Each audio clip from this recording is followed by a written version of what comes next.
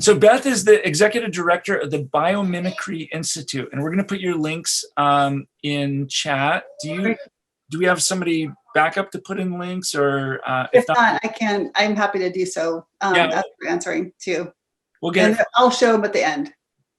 Okay, great. But we'll make sure everybody gets this. So everybody sit back and enjoy Beth. She is a riveting speaker, and she knows a huge amount about how nature is, we think we're smart as humans.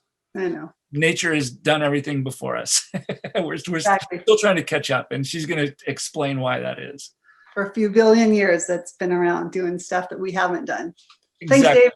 So I'll see you in 20 minutes, Beth. Thanks. Okay. Hi, everybody. I'm Beth, as Dave said, and I'm going to share with you first. We're going to do a pop quiz. I'm going to share my screen, and I'm going to go back and forth. And if anybody gets nauseous from me going back and forth, just let me know. So who can tell me, oh gosh, if I play this, I'm not going to be able to see it, but who knows what this is? So put it in the chat, and we'll give it a couple seconds. Tell me what this image is. Let's see.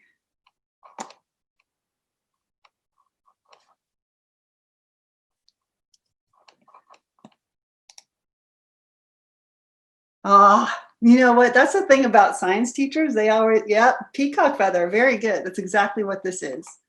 So we're at the, let me see if I can go back to this for just a second. So this is a peacock feather. And of course, what you're looking at is actually light. You're not looking at pigments and dyes. You're looking at structural color.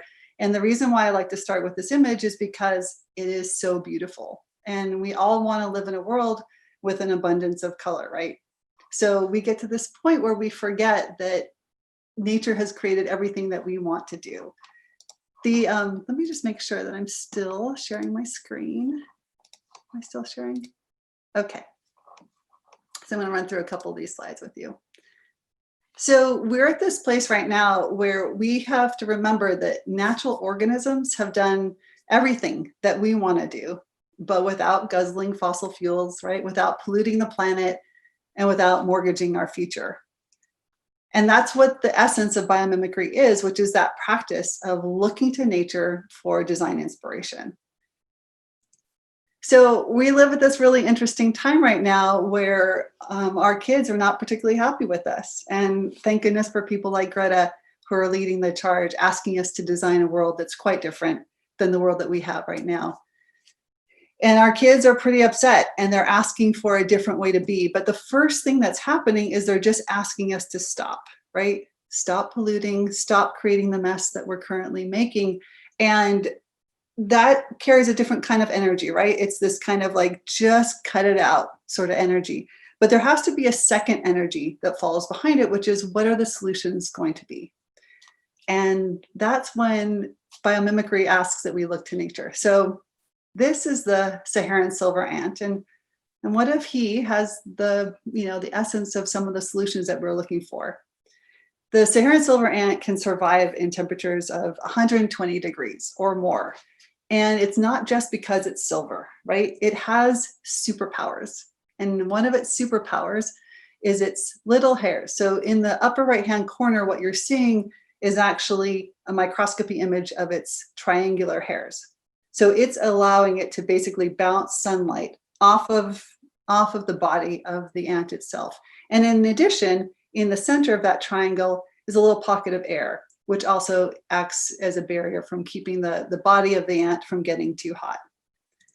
And so these kids, these 13-year-olds out of Hawaii, were so inspired by the Saharan silver ant that they decided they would create a solution to a problem that was bothering them, which was that as climate change increases, more and more people are going to be subjected to 120-degree days, or frankly, maybe even worse.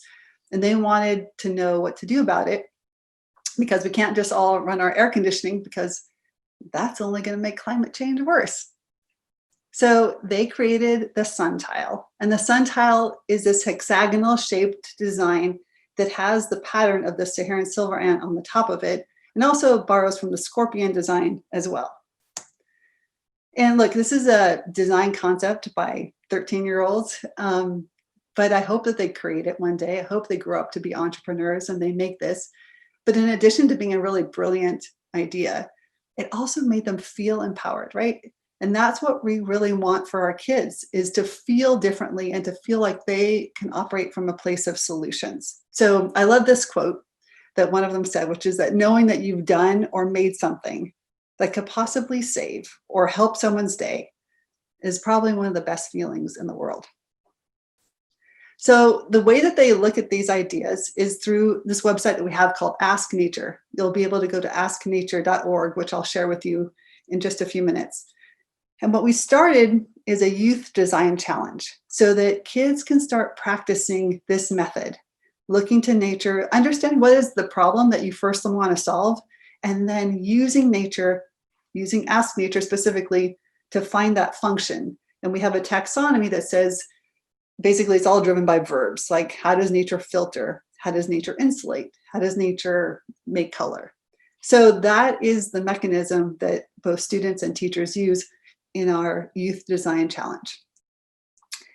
And what we're trying to do is create a new species, we call it a new species of innovator, ones who are both deeply connected to the planet and also have a real sense of purpose about what they're making. This is not just cool design for design's sake. This is about actually solving problems and finding a sense of joy of being part of the planet at the same time. So let's do another one. This is the Oriental hornet. And so most wasps and hornets are out first thing in the morning, and then they're not out in the middle of the day when it gets really, really hot. And the reason why is because they exhaust themselves, and so they have to go and hide in the shade. But not this guy. This guy has pigments that makes it basically attract solar radiation, and through a series of channels runs it back into the yellow part of its abdomen, and that acts as a solar assist, giving it about a 1% energy boost so it can fly around in the heat of the day without any other competition, which is a survival adaptation. And those are the designs that we're seeing today, because it's the designs that have worked. So this team, a high school team, actually out of South Carolina, took that design, basically those channels, etched it onto a piece of plexiglass, reflected it back onto a solar panel, and then got 20% greater electrical energy output from the same solar panel just by having a powerful solar collector that emulated that natural design. This is the thorny devil lizard. He's really tiny, actually. He can just fit into your hand. I think he's very handsome, personally. He's got a lot of high surface tension, a lot of high surface area, so it allows for the collection of moisture, both ambient moisture, or he can pull moisture right out of the soil, because he's got a circulatory system that uses capillary action, and it moves the water right into his mouth. It's a phenomenal design, and allows him, same thing, to just survive really hot temperatures and really dry conditions by being able to selectively pull water from many different sources. And so this other team, from another team of high school students, applied that same sort of very structured, very bumps and valleys and ridges design to a brick. And this brick could basically requires no architect, and they wanted to create a structure where you could have cooling shade without basically air conditioning, fans, or any sort of external cooling device. So they looked to the thorny devil lizard, and they put that same design onto the brick. And then they also, you can see those tiny little hairs, which you probably have seen on plants as well, which is another mechanism by which you can attract water, ambient moisture, out of the air. And all of that moisture funnels down into the center, and that's where it evaporates. They picked a different material on the inside.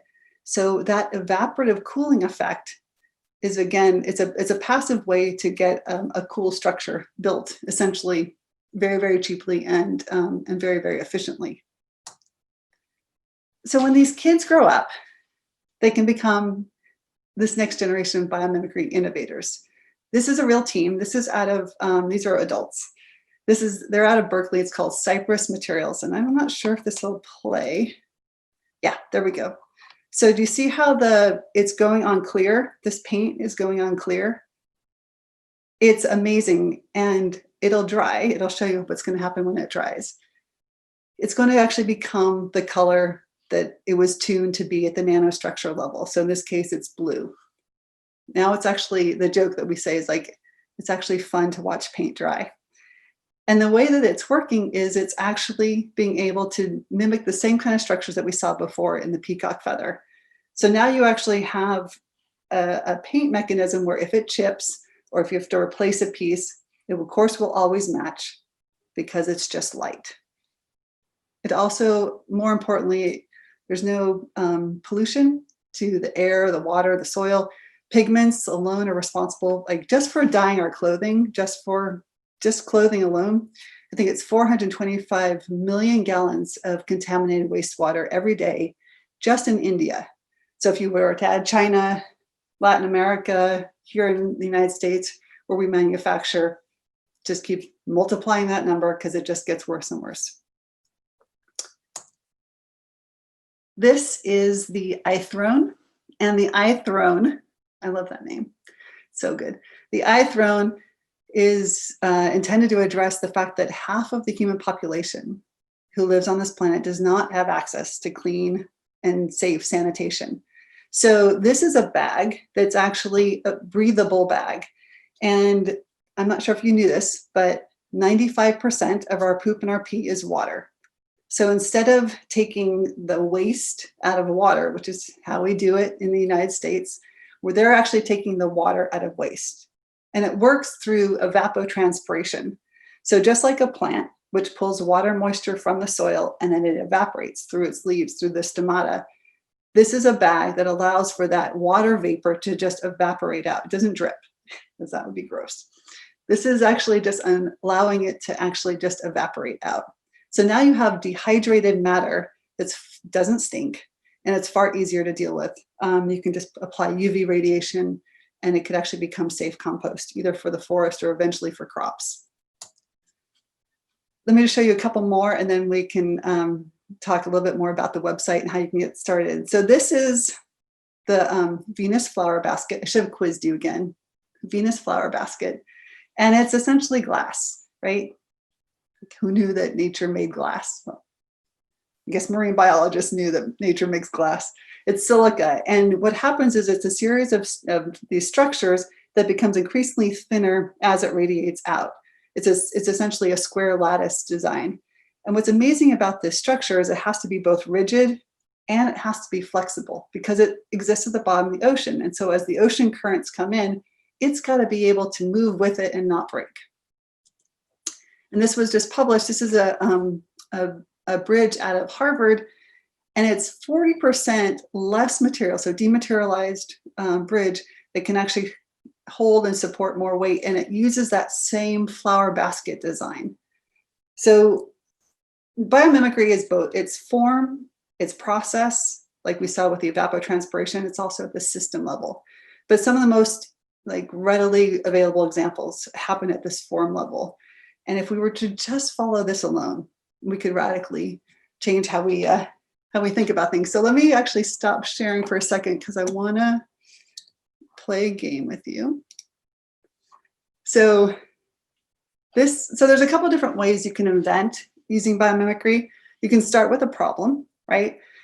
Am I still, hold on a second. Let's see. Okay. You can start with a problem, or you can also start with the biological organism that you're inspired by. So feathers are readily available. You can bring them into a classroom at any time. And what's cool about them, of course, is that you can separate a feather and then you can just brush it lightly and it comes back together. And the reason why it does that, of course, is like these tiny, tiny little barbules. Basically, it's like a Ziploc baggie that it just locks into place, and then you can unlock it, lock it, unlock it all day long. You can keep kind of going back and forth with that. And you have to think about so what new invention could you come up with that uses that same sort of principle? We actually worked with a major clothing manufacturer to talk about how they could actually do different kinds of hooks with this same idea. And the process, so I'm going to go back to sharing my screen for a second. And this is actually one of the ways that we do this with companies as well, is we walk through this process of just looking at the function, because that's how biomimicry works and that's how biology works, right? You have to realize that nature uses structures to change functions. And usually it actually accomplishes multiple functions with the same structure, like we saw with the feathers, or you can see it with the morpho butterfly. That same sort of nanostructure allows for light weighting, allows for color, it allows for hydrophobicity. So you can have the same structural design that actually accomplishes many different things. So in this case, what we do is we ask people to think about, well, what are all the different functions, right, of a feather? It's flight, it's camouflage, it's waterproofing, it's warmth, it's an attraction mechanism. And then we look at the actual design itself. And so in the combination of these two things, it becomes really rich fodder for how to invent. Let me go back to this for just a second. Okay. There's a lot of different ways, and I'm going to share some resources with you guys in just a little bit, but I definitely encourage you to watch. The BBC did a podcast series called 30 Animals That Made Us Smarter. It's a very fun way to get involved with biomimicry and just to see how much nature can inform really impressive innovations that truly have made humans much smarter. And I want to, before we go to the resources, I just want to kind of put the frame back to the top of the conversation I started with, which is we have divided the world in these two parts, right? Nature is over there and industry is over here. And we need industry. It's like this necessary evil, but we have to regulate it because frankly, it's damaging. Nature, on the other hand, is beautiful and it's pristine and we should conserve it. And as long as we keep these two things completely separate, we're not going to be a whole planet. Right? We're going to pretend somehow that industry operates within its own separate little loop and that it can be controlled, but we know that it can't. Everything that happens in industry happens to our own air, water, and soil. So we have to start thinking about how we're going to design everything differently. And the only mechanism, the only set of biological blueprints that we have is actually outside of our window. So I love this picture because it reminds us to kind of come to design with a sense of humility, right? How do we recognize that we are one, just one, of 9 million other species on this planet? And they've done things for millions, if not billions of years that we have not yet done. This form of Homo sapiens sapien has been around for only like 200,000 years. And industrialized man has been around a whole lot less than that. So we need to take a step back, think about how we're going to design and realize that we can learn from nature. And I like to end with this slide because every minute of every day, 255 babies are born. Every minute, just human babies, 255 a minute. So someone could do the math for me. I'm like, how many babies we just welcomed to the planet while I've been talking. And I want each one of them to be greeted with joy and that we're so happy that they're there. At the same time, countless other animals and plants are also being born into the planet, and we have to provide a safe space for them too. So with that, I want to say we can do this. We can design for everybody. We can design for the whole planet, and participating in biomimicry is the best way to get started with that process. So I'm going to now share just the website real fast, Dave, so they can see what I'm talking about. Mm-hmm. But you can tee up any questions that you may have as a result. Okay, let me share this. So this is our website. And there's two things I want to show you about this website. So one is when you come to the site, you can just come down and you can just click on the Youth Design Challenge. And that will take you to a series. It's all free. It's a series of resources that allow you to get started. You can see the high school teams and the middle school teams and what they've already innovated and how we get started. You just have to go ahead and register. Sorry. And once you go ahead and register, you can get us all of our free resources. But for Dave, we decided to do something special. So go back under resources, click under For Educators and scroll down. And there you're going to see the ScIC icon. And if you click on that, you'll see really easy ways to get started tomorrow, because that was one of the mandates that was given for this, is like, we have to be able to get started tomorrow. And to be totally fair, the Youth Design Challenge takes weeks to do really well, but you don't have to do that. You can actually get started in a much faster and easier way. This 30 days of reconnection, for instance, you just have your kids take out their journals, and they can start this process of just identifying what ecosystem they live in. Maybe go outside, maybe find a feather and start to draw it, and spend just the time walking through these different exercises. It's 30 days of a process of getting you deeper and deeper into biomimicry. So I think that's it'll be a really fun way, and it's low stress. So I think that would be a fun one. The other thing is just this sharing biomimicry with young people. It's a guide for all of the resources for getting started. But wait, there's more. And the last one is this. So this is new. This is called Bite-Size Introductions. And I would love it if you guys looked at a lesson plan, like this is lesson 1, Introduction to Biomimicry. And then within it, it'll walk you through step-by-step the learning objectives, what you do for the presentation, here's some slides to use, etc. But the very bottom, the reason I'm calling this out to you is because we really want your feedback. And so there's a link in here. Let me see if I can get it. There it is, lesson feedback. So give us your feedback. Let me know if it worked for you or not, because ultimately, if it doesn't work for you, then we're not doing our job. Okay, that's everything. Beth, that is amazing. You're getting a lot of love in the chat for obvious reasons. This is so, so great. I think you were crowned the best presentation of the day. That's what I'm seeing. I'm going to tell Neil deGrasse Tyson you said that. Yeah, he's we'll put him in the afternoon next time. You could do that. Exactly. Neil gets second. I love you, Neil. I'm kidding. Yeah. That is just incredible. Every time I hear you, it's incredible. Thanks, Dave. So I hope everybody got the resources. We're going to make sure everybody gets these links. And excellent. I think these are amazing resources. And we'll make sure they get out to everybody. And we have a giant list for the ScIC teachers. Perfect. And we'll make sure they all get out to that. Thanks for putting it under a Science is Cool link. That'll great. Be easy to find for them. That's my hope. Yeah, so the Youth Challenge is, is there like a timeline on that? Is it a? Yeah, actually it's open now, and we finished collecting all of the applications by April. And so again, there's different ways to get started if you have the time, and it actually really lends itself to being a distance learning process, because you can actually send the kids outside. You can actually send them we have a bunch of videos on asknature.org as well, so that they can learn that way.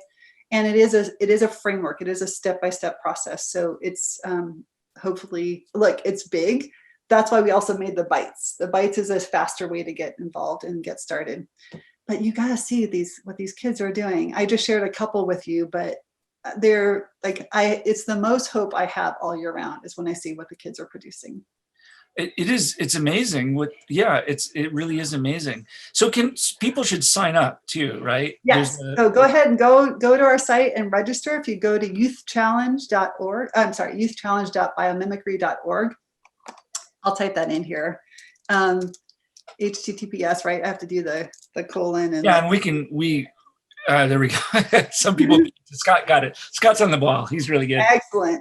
So yeah, everybody here sign up, and we'll put this in the notes that go out. It's fantastic. It's funny, there weren't a lot of questions. I think people were just too much in awe of the. Well, there is actually, I want to share my screen one more time, because I do want to show you one other thing that's really fun to watch. Okay. This is also on our website. Let me go back to this for a second. This is going to be a little bit kludgy, but if you go back to our website, so you go to biomimicry.org, you go under media. So there's a few things that you can watch, and this is a really great thing to show your kids as well, is we do these things called fireside chats, and we cover a wide range of topics, from fashion to being an entrepreneur to racial justice and specifically uprooting racism and STEM education. But we've also created, so back to like the iThrone example that I showed you, we have a series of animated films that we've created, and I won't really show it to you now. Flush it and forget it. Something I'm sure. But you get that sense, cool British accent and everything, showing exactly how the innovation works, the biology that inspired it. So I really want people to feel free to use these as teaching devices as well. We have about 6 of them up. There will be 9 total, but I'm just so proud of what the team has created.